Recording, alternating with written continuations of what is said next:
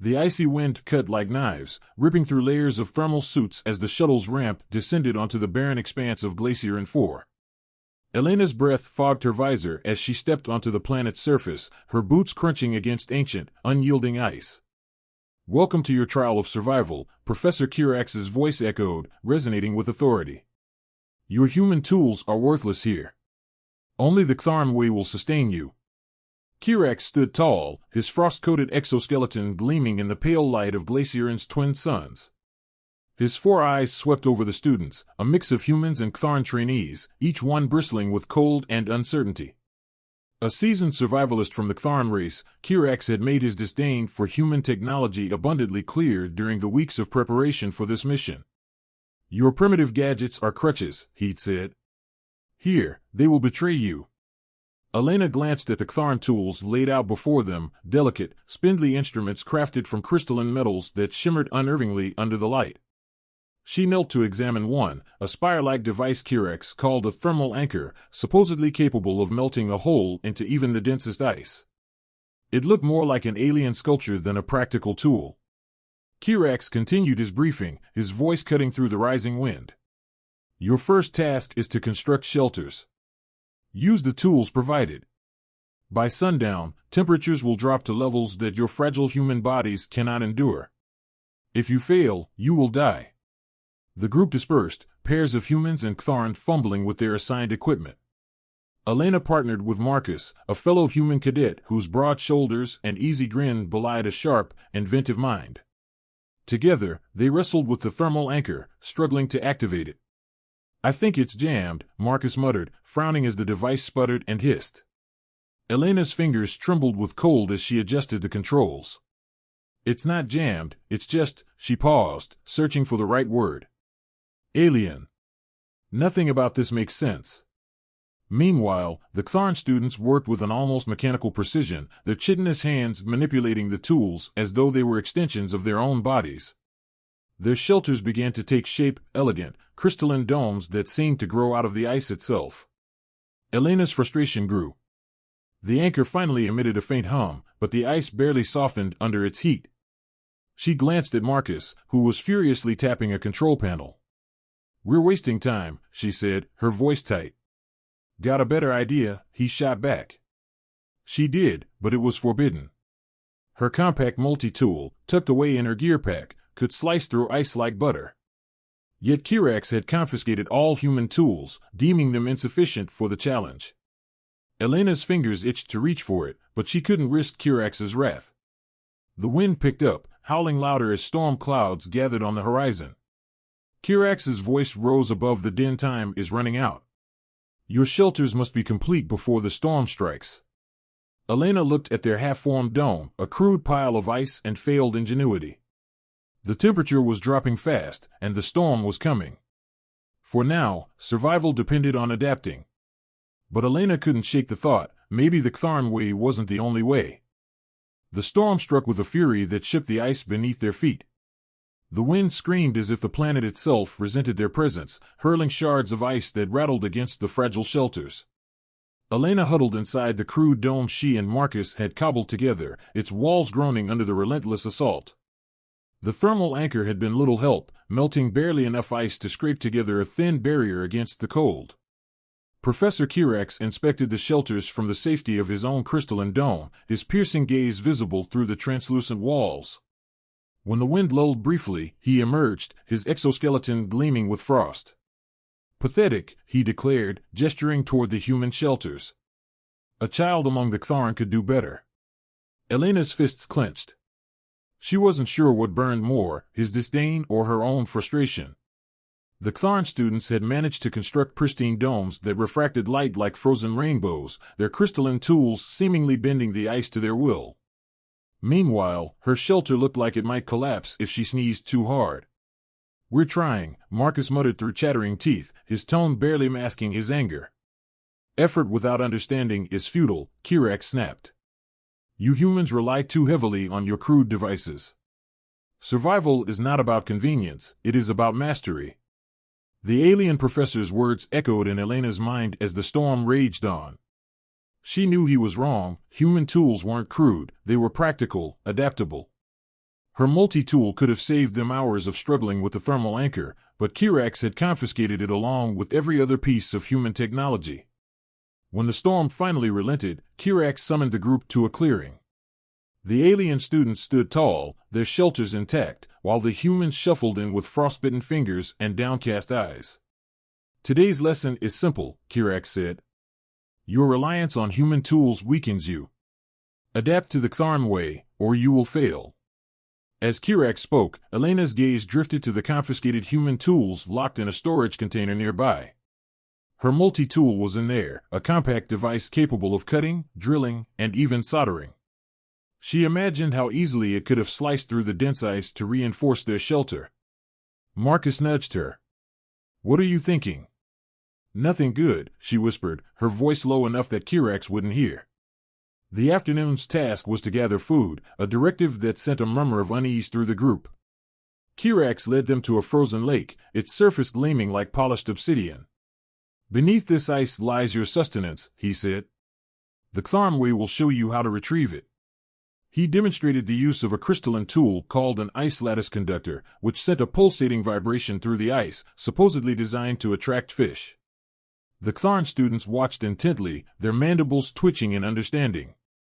The humans, meanwhile, exchanged confused glances. Elena knelt beside the lake, gripping the lattice conductor.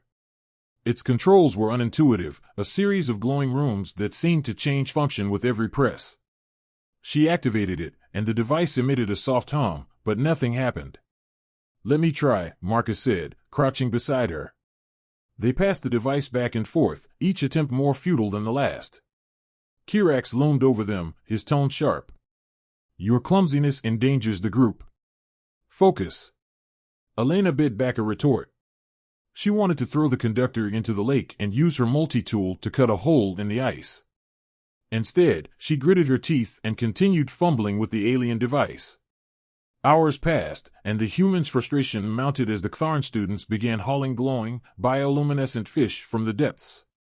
Kirax offered no help, his expression one of calculated indifference.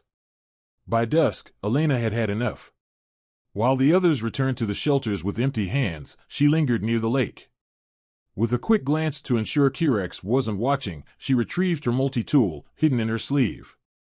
The blade extended with a satisfying click. She pressed it to the ice, and within minutes, she had carved a small hole. Cold water lapped at the edges as she peered into the lake, its depths shimmering with life.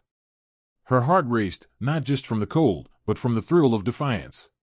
For the first time, she felt a spark of hope. Behind her, the wind shifted, carrying a faint sound. Footsteps. Elena. Kirax's voice was calm, but laced with warning. She froze, the multi-tool still in her hand. The crack of splitting ice echoed through the camp, sharp and sudden, as if the planet itself had decided to test their resolve. Elena stumbled back from the lake, her multi-tool slipping from her fingers and skittering across the frozen surface. Professor Kirax loomed over her, his four eyes narrowing with disapproval. You dare defy my instructions? His voice was low, cold, and more piercing than the icy wind around them. Elena's heart pounded. She started, but her words faltered under his unyielding glare. Before Kirax could respond, the ground trembled beneath their feet. The frozen lake groaned as fractures spider-webbed across its surface, each crack glowing faintly with an otherworldly light. The group stumbled back, alarmed. What's happening? Marcus asked, his voice tight with panic. Kirax didn't answer immediately. Instead, his gaze fixated on the glowing cracks, his mandibles clicking in a rare display of uncertainty. The ice is thinner than I anticipated, he finally said, his tone begrudging. We must move. Now. But before anyone could act, a section of the lake collapsed with a deafening roar, revealing a cavernous void beneath. The group scrambled to keep their footing as chunks of ice fell away, revealing a subterranean lake shimmering with bioluminescent light. Elena crept closer, drawn by the surreal beauty of the scene. The water glowed an iridescent blue, its surface teeming with alien fish. Their translucent bodies emitted a soft, pulsing light, casting eerie patterns on the cavern walls. Food, Kirax said, his tone sharp. This is an opportunity. But it comes with danger. What kind of danger? Elena asked, unable to tear her eyes away from the shimmering lake. Kirax stepped forward, his exoskeleton glinting in the pale light. This is no ordinary lake. It is home to predators, creatures that view us as prey. If we are to harvest food, we must act swiftly and carefully. The Xarn students began setting up their crystalline tools, their movements precise and practiced. Elena watched as they deployed vortex snares, delicate devices designed to attract and trap the glowing fish. The humans, however, were left fumbling. The Xarn tools were as enigmatic as ever, their controls resistant to understanding. Marcus crouched by the water's edge, squinting at the runes etched into the snare's surface. I swear this thing has a mind of its own, he muttered. Elena's frustration boiled over. The Xarn tools weren't just inefficient, they were impractical. They required a level of instinct and familiarity that no human could hope to master in a matter of hours. Her fingers itched to reach for her multi-tool again, but she hesitated, conscious of Kirax's piercing gaze. Nearby, one of the Xarn students successfully activated a snare. It emitted a soft hum, and within moments, a shimmering fish swam into its grasp, trapped by an invisible force. Kirax nodded in approval. See how effective the Xarn way is, he said, his voice dripping with condescension. This is what mastery looks like. Elena clenched her fists, her nails biting into her palms. She wasn't going to let herself, or humanity, be dismissed so easily. As the humans continued to struggle, she edged closer to the hole she had carved earlier. The multi-tool still lay nearby, half buried in frost. When Kirax's attention shifted elsewhere, she snatched it up, hiding it in her sleeve. Marcus, she whispered. He turned, his brow furrowing. What are you doing? Just trust me. She activated the multi-tool, its blade gleaming in the bioluminescent light. With careful, deliberate movements, she expanded the hole, creating a more accessible opening to the lake. Then, using a piece of wire from her gear pack, she fashioned a crude fishing line. You're going to get us in trouble, Marcus warned. Not if this works, she shot back. She lowered the line into the water, her hand steady despite the chill. Minutes passed, each one stretching into eternity. Then, with a sudden tug, the line tightened. Elena pulled, her heart racing. A glowing fish broke the surface, writhing against the line. She held it up triumphantly, her breath visible in the cold air. Primitive, Kirax said, his voice cutting through the moment. But effective. His tone carried no praise, only grudging acknowledgement. But for Elena, it was enough. The lake's bioluminescent glow bathed the cavern in an eerie light, its shifting hues reflecting on the walls of ice. The group stood in silence, watching Elena's crude fishing line sway in her hands, the alien fish writhing at the end of it. The creature's translucent body pulsed with light, its gills fluttering as it struggled to breathe. Kirax stepped forward, his towering form casting a long shadow across the lake. His mandibles clicked in contemplation as he examined Elena's catch. Effective, yes, he said at last, but reckless. Such improvisation invites danger. Elena lowered the fish into a storage container filled with chilled water, her jaw tightening. It worked, she said, keeping her tone steady. We needed food, and now we have it. Kirax's four eyes narrowed. You succeeded this time. But survival is not about luck. It is about discipline. Before Elena could respond, a low rumble echoed through the cavern. The water's surface rippled, the bioluminescent fish scattering like shards of light. Marcus, standing a few feet away, crouched low. What was that? The Xarn students froze, their mandibles twitching in unison. One of them, a pale, sinewy figure named Jvel, turned to Kirax. Master, the predator awakens. The predator? Marcus asked, his voice rising. Kirax didn't answer immediately. Instead, he turned to the group, his tone sharp and commanding. Move back from the edge. Now. The humans obeyed, retreating several steps as the water began to churn. Elena's heart raced as she scanned the darkened depths. Then, she saw it, a shadow moving beneath the surface, massive and fluid, its outline barely distinguishable from the glow around it. What is that? Elena asked, her voice barely above a whisper. Kirax's expression hardened. An apex predator. A relic of Glacier and Ivy's ancient ecosystem. We believed them extinct. Clearly, we were mistaken. The predator breached the surface with a roar that reverberated through the cavern. Its translucent, sinewy body glistened with bioluminescent patterns, and its gaping maw revealed rows of jagged, crystalline teeth. The group scrambled backward, their eyes wide with fear. Kirax didn't flinch. It is drawn to movement and light. Stay still, and do not provoke it. The humans froze, their breath visible in the cold air. Elena's mind raced as she clutched her fishing line. The predator circled the hole she had carved, its glowing form illuminating the cavern. Jval stepped forward, holding a Ctharn vortex snare. Master, we must drive it away. Kirax shook his head. The snare will only anger it. We must outlast its curiosity. The predator dove beneath the surface, its movements sending waves crashing against the ice. Elena's heart pounded as she glanced at Marcus, who was gripping a crystalline tool like a makeshift weapon. This isn't going to work, Marcus whispered. It's too close. Elena's gaze flicked to the multi-tool hidden in her sleeve. An idea sparked, a risky, dangerous idea. Marcus, she said, her voice low, we need to distract it. He frowned. Distract it? With what? She held up the wire from her fishing line. Light. It's drawn to it, right? If we can lure it to the far side of the lake, maybe we can buy time to figure something out. Marcus hesitated but nodded.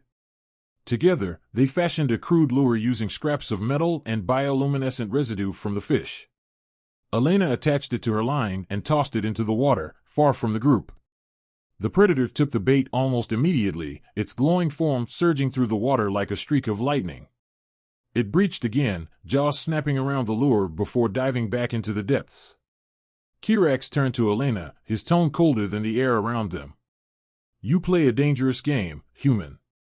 Survival is not about bravado. Survival is about adapting, Elena shot back. The predator lingered at the far end of the lake, thrashing against the lure. For the moment, they were safe. But Elena knew the creature would return. The question was, would they be ready? The cavern was eerily quiet, the only sound the faint lapping of water against the ice. The predator had retreated to the far side of the lake, its bioluminescent form barely visible in the depths. But the tension in the air was palpable, as though the creature's presence had left an imprint on the frozen walls themselves. Professor Kirax broke the silence. This is no victory. The predator has been delayed, not defeated. It will return. Then we need a plan, Marcus said, his voice firm despite the fear in his eyes. We can't keep relying on luck and distractions. Kirax regarded him with his usual disdain. A plan, human? Against an apex predator? Your arrogance is astounding. Marcus opened his mouth to argue, but Elena stepped between them. Enough, she said, her voice steady. We're wasting time. If we're going to survive, we need to work together. Kirax's four eyes narrowed, but he said nothing. Instead, he turned to the Ctharn students. Prepare the vortex snares. If the predator returns, we will use them to defend ourselves.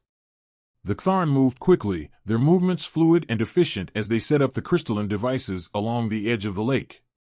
Meanwhile, Elena and Marcus huddled together, whispering.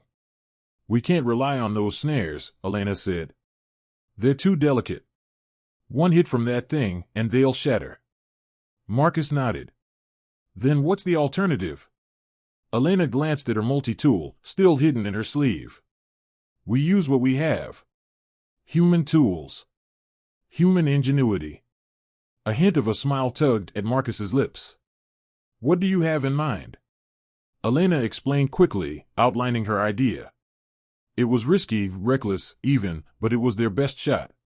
Marcus listened intently, nodding as she spoke. Let's do it, he said when she finished.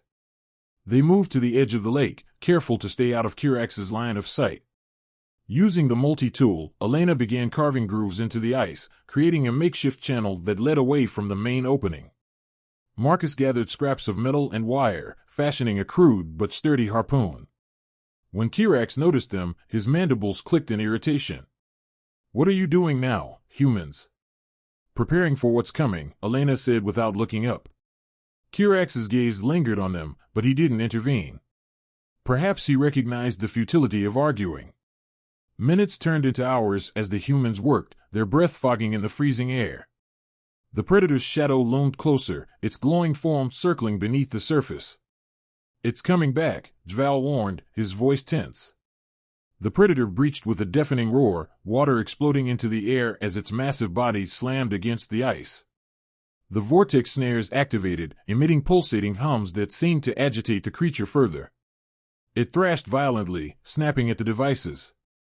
"Now!" Elena shouted. Marcus launched the harpoon, its improvised tip gleaming as it struck the predator's side. The creature roared, its bioluminescence flaring in bursts of angry light. Blood, dark and viscous, spilled into the water, staining the glowing lake. The predator lunged toward them, but Elena's carved channel diverted its path, guiding it toward a cluster of snares. The devices activated in unison, trapping the creature in a web of shimmering energy. The predator thrashed wildly, its strength shaking the ice beneath their feet. For a moment, it seemed as though the snares would fail. But then, with a final, desperate lunge, the creature collapsed, its bioluminescence fading as it sank into the depths. The cavern was silent once more. Kirax approached Elena and Marcus, his expression unreadable. "Reckless," he said, his voice low. "But effective." Elena met his gaze, her chin held high. Sometimes survival means taking risks. Kirax's mandibles twitched in what might have been amusement or approval. "Perhaps humans are not as primitive as I thought." The group began gathering the fallen predator, its massive body promising enough food to sustain them for days.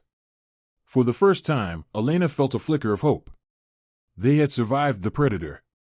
Now, they might survive Glacier and 4. The cavern felt different in the predator's absence, quieter, but heavier, as though the ice itself was holding its breath. The massive body of the apex predator lay sprawled at the edge of the lake, its bioluminescent glow reduced to faint flickers along its sinewy frame. "Efficiently done," Kirax said, his voice cutting through the silence. He gestured to the fallen creature. "But this victory has cost us time and resources. Do not grow complacent." Elena wiped sweat from her brow, though the freezing air quickly cooled her skin. "Complacency isn't the problem," she said, her voice steady but weary. "Surviving this place means thinking beyond tradition."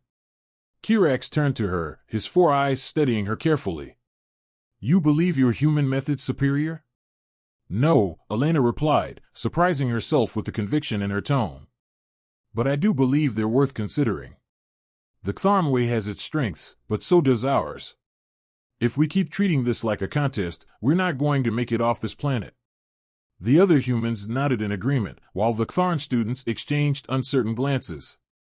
Kirax's mandibles twitched, his gaze flickering between the humans and his own students. "Survival is about adaptation," he said slowly, as though tasting the words. "Perhaps there is merit in your argument." The predator's carcass was divided with precision, Kirax overseeing the process while the group worked together for the first time without tension.